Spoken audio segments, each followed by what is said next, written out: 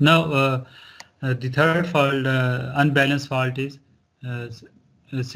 double line to ground fault.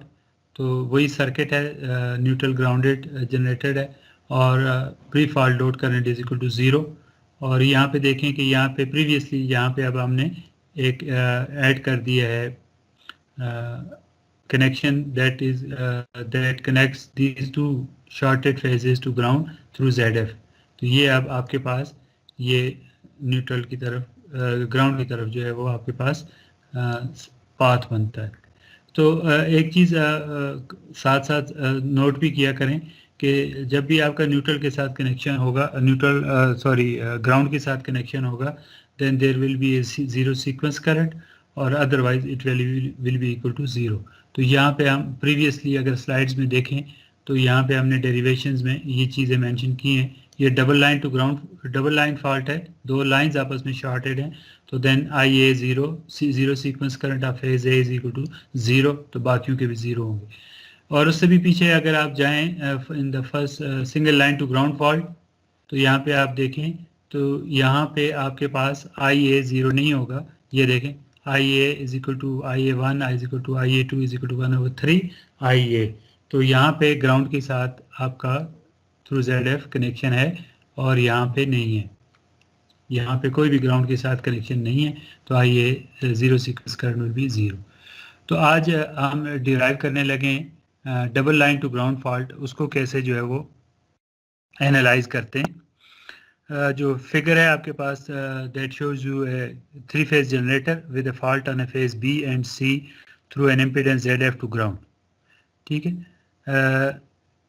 हम ये वो फिर बार बार वही असम्पशन आती है कि that generator is initially unloaded और we can say that load current कर सकते हैं। Just at the end you will note down that difference will be very low, और उसको आप जीरो करके एज्यूम करके जो है वो एनालिसिस करें, then analysis will be easy. Okay, now we come to the phase domain equations कि हम कैसे जो हैं वो फेज डोमेन इक्वेशन लिखेंगे। Number 1 equation, phase A is not shorted to the ground, so IA is equal to 0। We can write simply that IA is equal to 0, that is 10.80 equation. IA its symmetrical components ये हैं IA0, IA1 और IA2 is equal to 0. Okay. Now, if you look at this point, this is a common point now between phase B. This is phase B and this is phase C.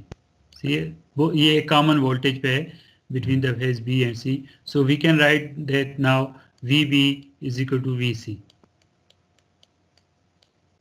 VB is equal to VC, इस point पर आप यहाँ पे लिख सकते हैं। और यही सेम वोल्टेज है कि ये देखें, ये VB है यहाँ पर और ये VC है, तो दोनों कॉमन पॉइंट हैं, तो इसलिए VB is equal to VC लिख सकते हैं। और अगर आप यहाँ पे अगर आप नोड लगाएं तो आपके पास ये समेशन ऑफ द करंट है, IB है, ये पाथ लेगा, then this is IC, it path will be through ZF, this one. So this current is IB plus IC. So you can find the voltage over here. So that is VB or VC. So VB is equal to, ये बल्कि लिखा हो, VB is equal to VC, 10.79 equation is equal to ZF into IB plus IC। ये आपके पास current आ जाता है basically, और phase domain की दूसरी इक्वेशन है। तो ये हमने फेज डोमेन में इक्वेशंस जो हैं वो कन्वर्ट कर लिए फ्रॉम द प्रीवियस नॉलेज, कैसे कन्वर्जन करते हैं और कैसे एक फेज जो है अपने सिमेट्रिकल कंपोनेंट्स के बराबर इक्वल होता है। 3 सिमेट्रिकल कंपोनेंट्स होते हैं हर एक फेज के, 0, 1 और 2, पॉजिटिव, नेगेटिव और 0। तो इसी तरह अब आप देख सकते हैं कि VB is equal to VC, ठीक है, और ये आपने एक इक्वेशन लिखी ZF IB प्लस IC, और IA is equal to symmetrical component is equal to 0। तो now you can write VB, आपको पता है ये 10.6 में हमने 16 में हमने ये इक्वेशंस ड्राइव की हुई हैं। VB वी बी और वी सी की values in terms of sequence components of phase ए ये हमने डिराइव की थी 10.81 और 10.82, ये डायरेक्ट लिखी हुई है 10.16 से, कोई भी इसमें चेंज नहीं है, ठीक है। और since V B is equal to V C, तो ये तो आपको पता है कि जीरो सीक्वेंस कंपोनेंट तीनों बराबर होते हैं, V A zero is equal to V A zero, okay. So we can write that VA1 is equal to VA2, ठीक है। अगर आप यहाँ देखें तो यहाँ पे ये टर्म और ये टर्म दोनों, ये ऊपर वाली दोनों और नीचे वाली दोनों सेम, ये मतलब ये इसके बराबर होगी और ये इसके बराबर होगी, ठीक है। सो दैट मीन्स के VA1 is equal to VA2, ये दोनों आपस में बराबर होंगे, तभी जाके VB is equal to VC हो सकता है। सो ये आपके पास जो फेज डोमेन की सीक्वेंस डोमेन की इक्वेशन है 10.81 और 10.82, उससे ये आ गया कि VA1 is equal to VA2। Now we are going to convert into symmetrical components into symmetrical components. So VB is equal to VC is equal to ZF 10 point, ये दोबारा मैंने लिखी 10.70 और 10.81. So VB is equal to ZF into IB plus IC. So from these two equations 10.8 और 10.14 जो हमने conversion लिखी थी symmetrical into phase and phase into symmetrical.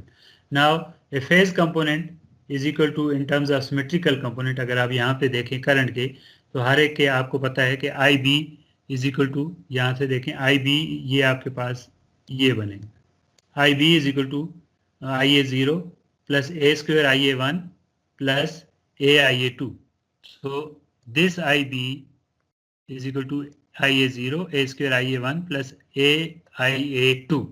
Now IC, तो IC is equal to ये रो देखें, IC is equal to 1 into IA0 plus AIA1 plus A square IA2. तो थोड़ा सा ध्यान रखिएगा इस स्क्वायर में और इस IA2 में, ये करंट वोल्टेज A के साथ सिर्फ स्क्वायर है, स्मॉल a के साथ, that is operator that rotates the phasor in by 120 degree, और कुछ भी नहीं है, ये इसका स्क्वायर और क्यूब्स इसमें आएंगे आपके पास। So now this is IC, ठीक है जी। तो अब आप यहाँ से इसको थोड़ा सा जो है वो कर सकते हैं, सिंप्लीफाई कर सकते हैं। आपको पता है कि जीरो सीक्वेंस तीनों आपस में बराबर होते हैं, तो IA0 अब यहाँ पे भी है और यहाँ पे भी IA0 ही है, तो 2IA0 हो गया। तो दूसरा आपके पास है A square plus A into IA1, तो ये आइडेंटिटी आपको याद हो -1, ठीक है। तो ये -1 इसके साथ आ गया, और इसी तरह A plus A square into IA2 इसके साथ भी माइनस आ गया, ठीक है।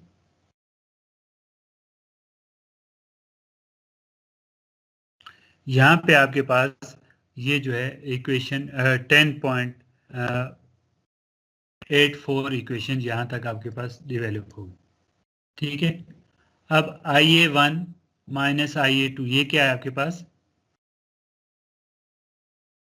एक इक्वेशन का रेफरेंस यहाँ पे देना चाहिए, एक मिनट में वो इक्वेशन जो है 10 पॉइंट, अच्छा ये नहीं लिखी हुई, ठीक है ठीक है ठीक है, okay.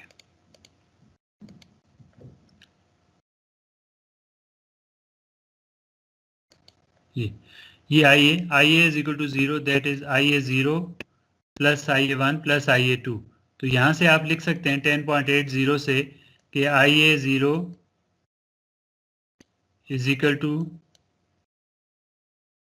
Minus IA1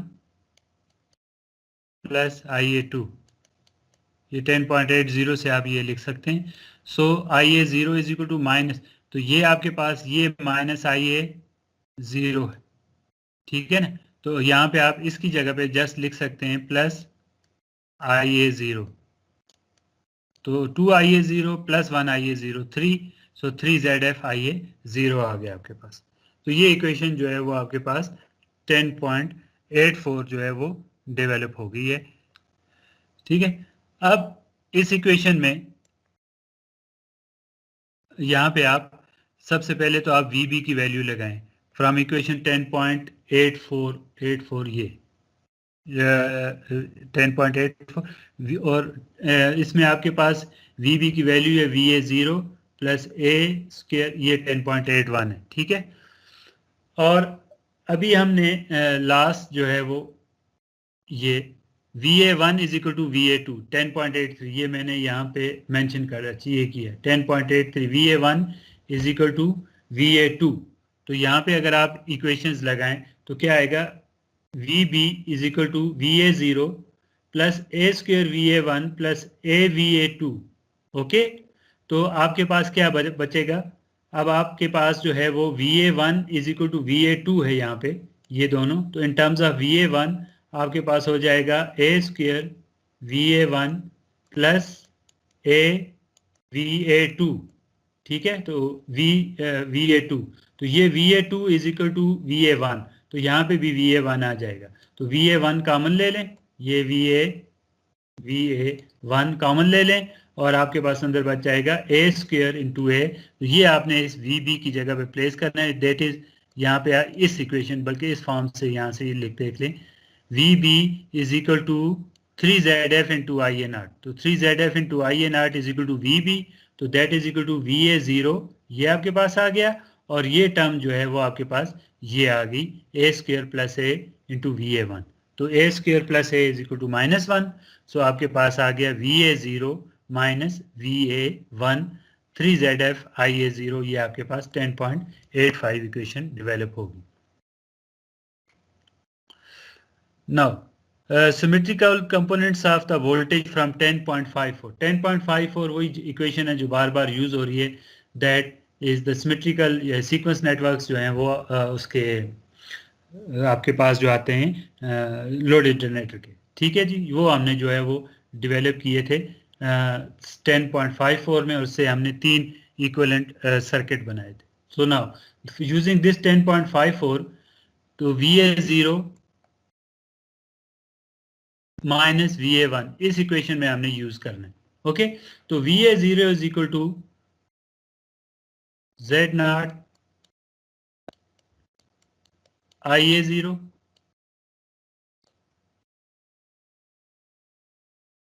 minus VA1 EA minus Z1 IA1।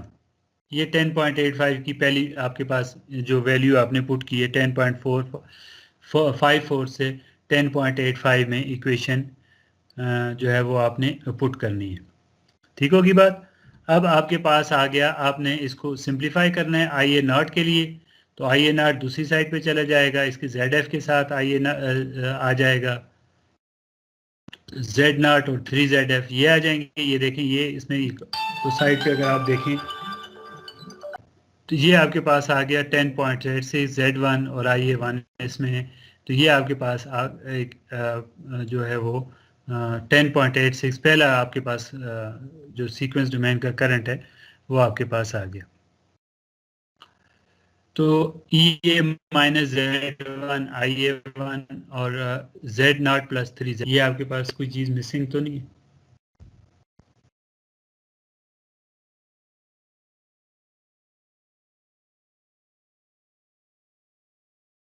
.83, अच्छा, या इसको ये चीज़ मिस हो रही है बार बार, एक minute.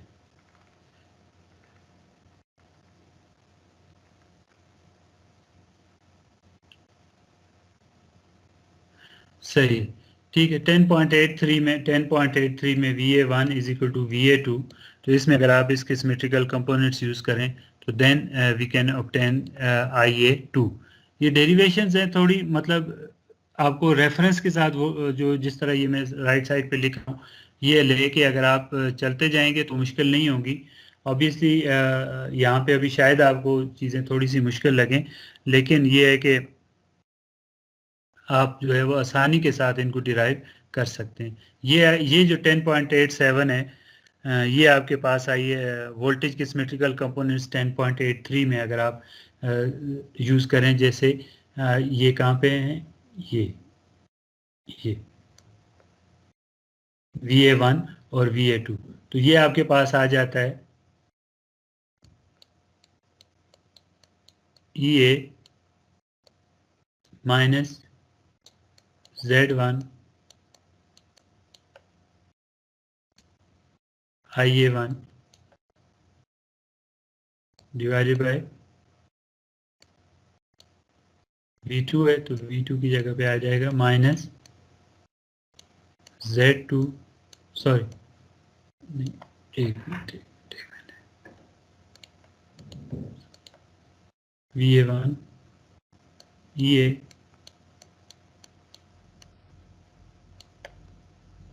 Minus Z1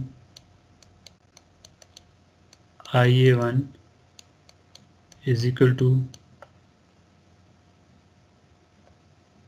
Z2 IA2। ठीक है, तो यहाँ से आप IA2 की वैल्यू जो है वो लिख सकते हैं यहाँ से, और ये माइनस साइन के साथ है, तो IA2 is equal to EA minus Z1 into IA1, ये ऊपर वाली टर्म आ गई, डिवाइडेड बाय Z2 आ जाएगा, और ये माइनस साइन यहाँ पे आ जाएगा। ठीक है, तो ये आपके पास 10.87 इक्वेशन जो है वो डेवलप हो गया। तो आप IA0 भी कैलकुलेट कर लिया आपने, IA2 भी कैलकुलेट कर लिया। अब IA0 10.86 में IA0 है और 10.87 में IA1 है। सो IA की वैल्यू जो है वो आप यहाँ पे अगर आप इज इक्वल टू 0 इस इक्वेशन में, जो ऑलरेडी हम शुरू में लिख चुके हैं कि IA की वैल्यू 0 है, सो दैट मीन्स कि IA0 plus IA1 plus IA2 is equal to 0। तो IA0 की वैल्यू है आपने फाइंड कर ली और IA2 की वैल्यू भी आपने फाइंड कर ली, तो जस्ट इनकी ये वाली वैल्यूज यहाँ पे पुट करें इस इक्वेशन में। ठीक है, 10.80 में, तो यहाँ से आप IA1 की वैल्यू जो है वो कैलकुलेट कर सकते हैं। ठीक है, तो ये आपके पास जो है बेसिक IA1। अब तीनों सीक्वेंस करंट्स आपके पास आ गए, तो आप सिंपली आप गौर से देखते फिगर में चलते हैं दोबारा, ये फिगर, तो ये फिगर टोटल फॉल्ट करंट जो फ्लो करेगा वो क्या होगा, that will be contributed through IB और that will be contributed through IC। ठीक है, तो ये आपके पास टोटल फॉल्ट करंट है, that is IB plus IC।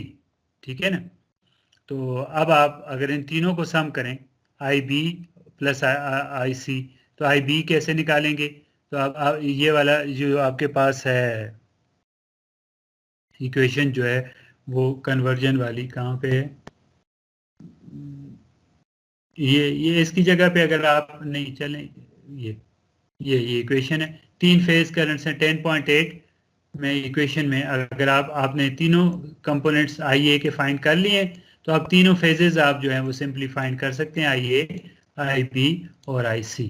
ठीक है, तो यहाँ से आप इनकी वैल्यूज पुट करें तो आप देखेंगे कि that 3IA is 3IA0 is equal to IF के बराबर आता है। ये 10.89 इक्वेशन जो है वो टोटल फॉल्ट करंट जो है वो आपको देती है, और यहाँ से आप IA1 जो है, IA1, IA2 और IA0 यूज़ करते हुए 10.8 इक्वेशन से आप जो है वो तीनों फेज करंट्स IA, IB और IC जो है वो कैलकुलेट कर सकते हैं। अब आपके पास तीन इक्वेशंस हैं और आपने जो है वो नेटवर्क करना है, तो from equation 10.86, 10.87 and 10.88 can be represented by connecting the positive sequence impedance in series with the parallel combination of the negative sequence and zero sequence। ठीक है, तो यहाँ मुख्तलिफ तरीके हैं देखने के, अगर आप गौर करना चाहते हैं तो यहाँ पे अगर आप 10.88 को गौर से देखें तो आपके पास एक इम्पीडेंस है Z1 और फिर एक इम्पीडेंस ये है डिनोमिनेटर में, ठीक है। इस अगर आप इक्वेशन में जो इस पार्ट को देखें तो इसमें आपके पास एक इक्वेशन है Z2 इम्पीडेंस और एक है Z0 प्लस 3ZF।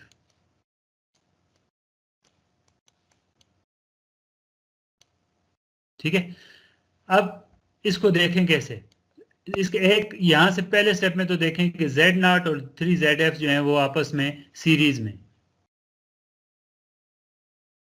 ठीक है।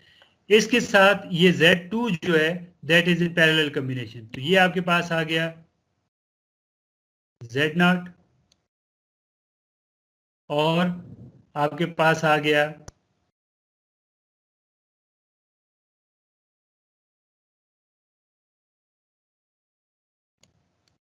ZF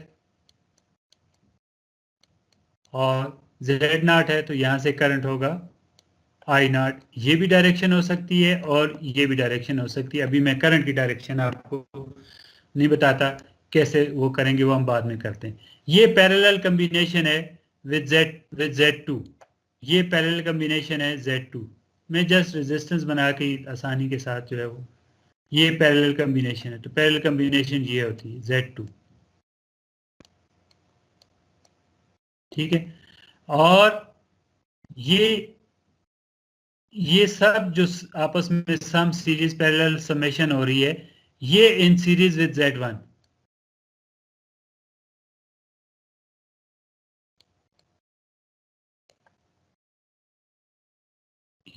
E का अभी मैं लगाता हूं पोलैरिटीज और डायरेक्शन। E1 ये आपके पास आ गया करंट, ये आ गया Z1 और ये आ गया आपके पास IA1। सो नाउ अब इनकी ये दो जो डायरेक्शंस है मैं इनक चेंज करता हूं ताकि आपको यहाँ पे क्लियर हो जाए। यहाँ पे हमने यहाँ पे इस तरफ और इस ब्रांच में हमने करंट की डायरेक्शन डिसाइड कर ली। तो करंट की डायरेक्शन जो है वो आप सिंपल अगर आप यहाँ पे पीछे जाएं तो IA1, ये IA1 अगर 10.80 में देखें आप कि IA1 is equal to minus IA0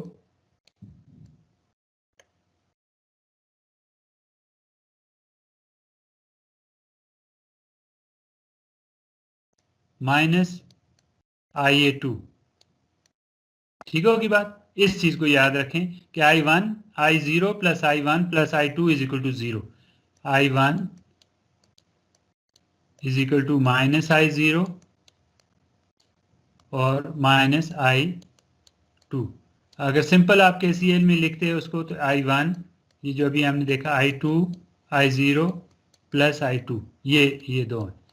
अब ये दो जो हैं ये इसके साथ सम हो रहे हैं, दैट मीन्स तीनों करंट्स नोड की तरफ फ्लो कर रहे हैं, तीनों करंट्स एक नोड पे फ्लो कर रहे हैं, तभी आप ऐसा KCL लिख सकते हैं। तो ये आपके पास नोड है तो दैट मीन्स I0 भी इस डायरेक्शन में फ्लो कर रहा है और I2 भी इस डायरेक्शन में फ्लो कर रहा है।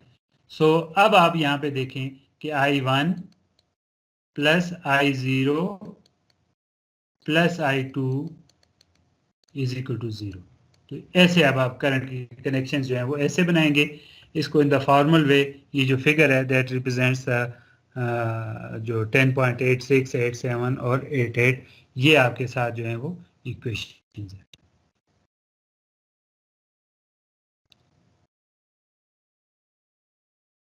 ठीक है जी, तो इस तरह जो है वो आप डबल लाइन को ग्राउंड फॉल्ट आप उसको एनालाइज कर सकते हैं, करंट की वैल्यूज और वोल्टेज की वैल्यूज जो है वो आप फाइंड कर सकते हैं।